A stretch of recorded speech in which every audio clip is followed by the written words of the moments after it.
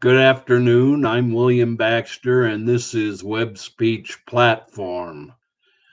Today's interpretive reading from my book, American Civil War in a Nutshell, is entitled Most Prominent Civil War Generals.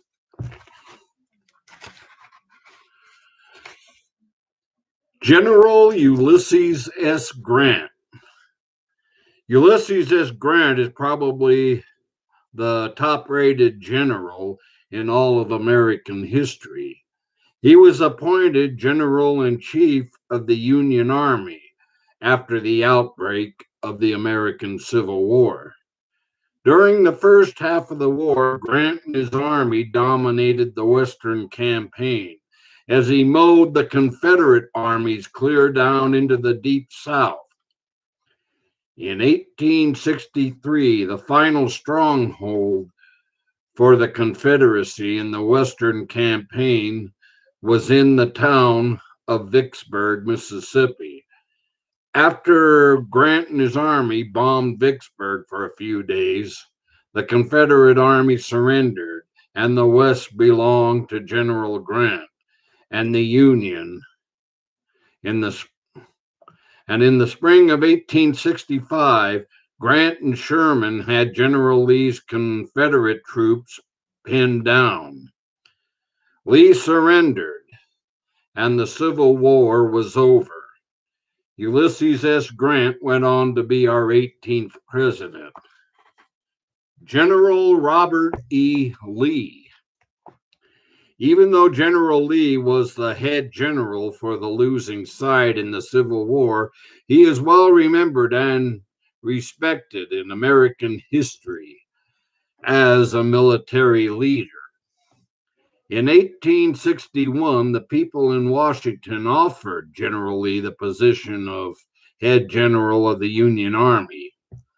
Lee turned down the offer as he refused to raise a sword against the state of Virginia, his home state, which he was strongly devoted to. Later, he assumed command of the Northern Virginia Army in the Confederacy.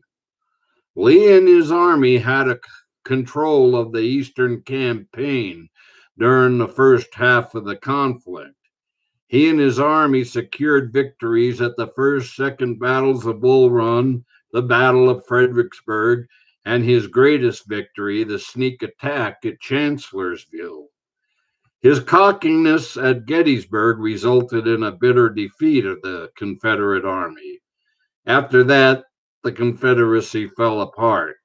Lee surrendered to General Grant in the spring of 1865. Today, General Lee's home, the Custis Lee Mansion, is open for tours to the public in Washington, D.C.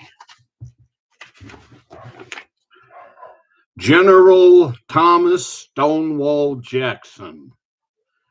During the first Battle of Manassas, or Bull Run, the Confederate officers saw General Jackson sitting on his horse like a stone wall with bullets were buzzing around everywhere.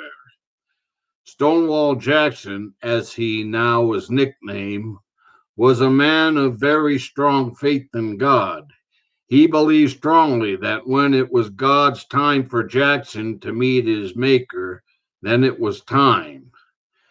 This is what enabled General Jackson to stand pat during the heat of battle.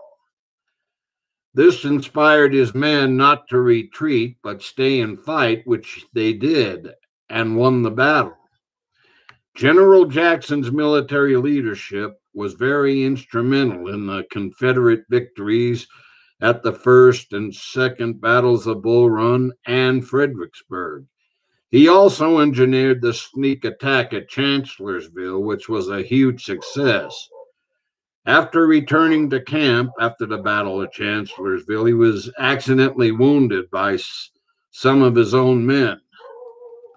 Stonewall Jackson had to have his arm amputated. Infection set in, and Stonewall Jackson died a few days later.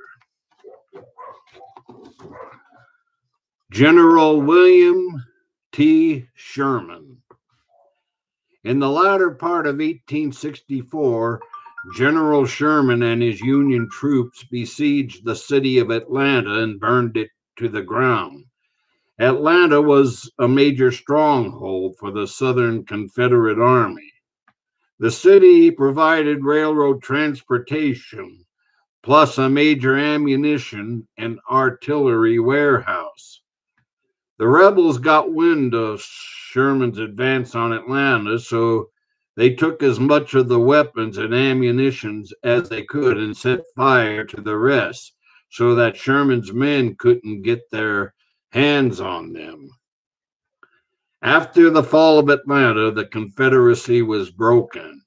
General Sherman wanted to make sure things remained that way. And that brings us to March to the Sea. In late December of 1864, Sherman began his famous march to the sea.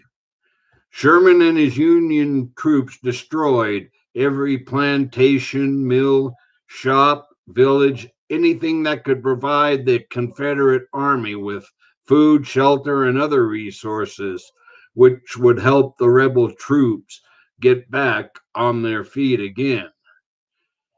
Sherman and his army destroyed just about everything between Atlanta and the Atlantic Ocean. This helped to bring a swift end to the war, which had already lasted for 4 long years. And that ends today's reading. It was a little longer than the others, but a lot of good information. I will be back with another interpretive reading from my book entitled Abraham Lincoln Assassination Conspirators. And Lincoln, as you know, was the last casualty of the Civil War, or has been called that. But until then, you all have a good afternoon. And if you want to find out more about my videos and podcasts here on YouTube, please click the subscribe button below. Have a good day now.